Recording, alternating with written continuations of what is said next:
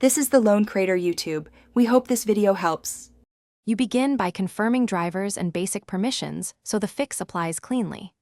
Update your GPU drivers to the latest WHQL release, then launch OBS as administrator. Once done, close browsers, games, and background utilities that hog RAM.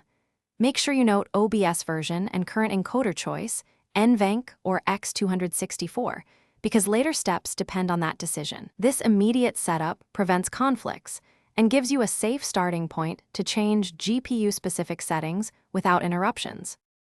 You now change the core OBS settings that commonly trigger GPU issues. In Settings, go to Advanced and raise Process Priority to High. If your system exposes GPU priority, favor OBS.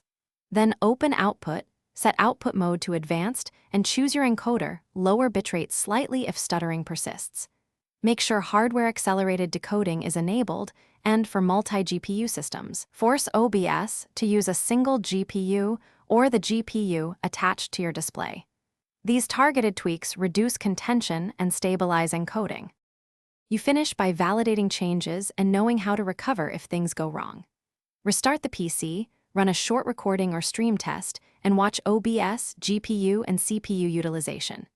If crashes or artifacts persist, roll back to the previous driver or perform a clean driver reinstall using because leftover driver files often cause problems. Finally, check OBS logs for error codes, and if necessary, share the log when seeking help. That speeds diagnosis and gets you back online faster. Thanks for watching.